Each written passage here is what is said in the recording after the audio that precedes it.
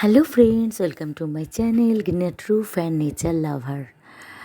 গরমের শুরুতে কিন্তু প্রচুর গাছ থাকে, যারা বাগান করেন তারা সেটা জেনেই থাকেন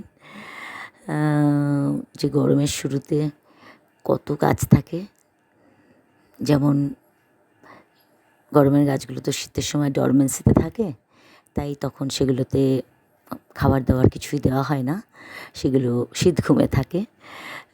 কিন্তু শীতের শেষে গরমের শুরুতেই যখন গাছপালাগুলো ঝরে উঠতে থাকে, তখন কিন্তু প্রয়োজনও হয় এর কিছু যত্নের। যেমন ডালপালা প্রুনিং করা, মানে কাটাই ছাঁটাই করা, তারপর সার দেওয়া, জল দেওয়া, হিউমিক অ্যাসিড দেওয়া, ইত্যাদি ইত্যাদি। যাই হোক, আজকে সেটা করার জন্যই দেখতেই পেলেন আমি সার রেডি করে নিয়েছি।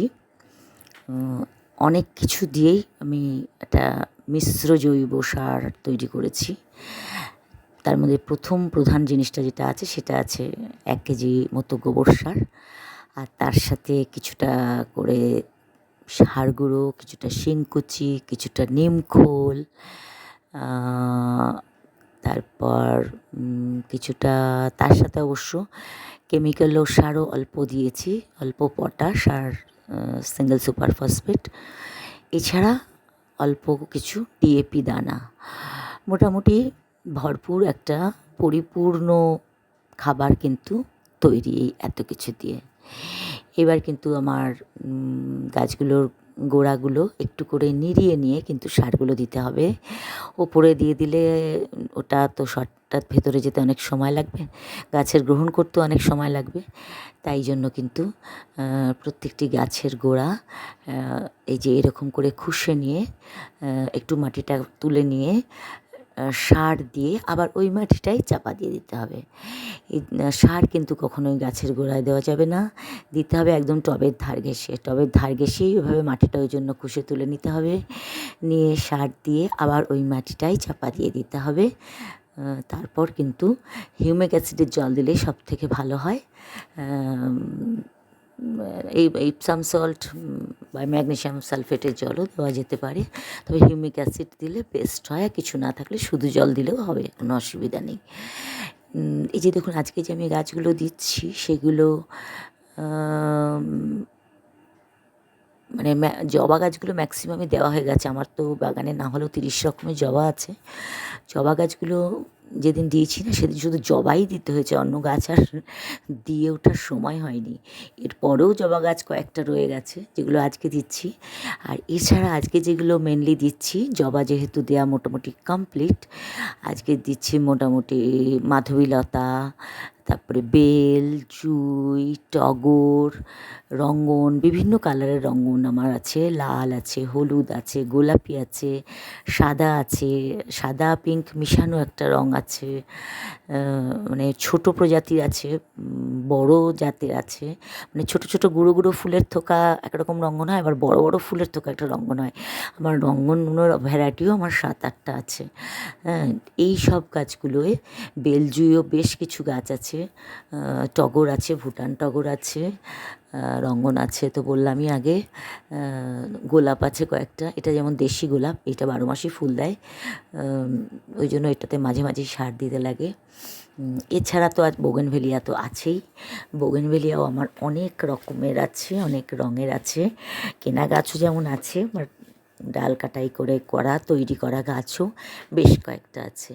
কাজেই এই বোগেনভেলিয়া, বেল, জুঁই, টগর, মাধবীলতা, রঙ্গন, 5-6 রকমের রঙ্গন, ইত্যাদি ইত্যাদি ইত্যাদি মিলিয়ে কিন্তু কম গাছ না, অনেক গাছ। কামিনী, সেটাও আছে, কামিনীও 2-3টে গাছ আছে।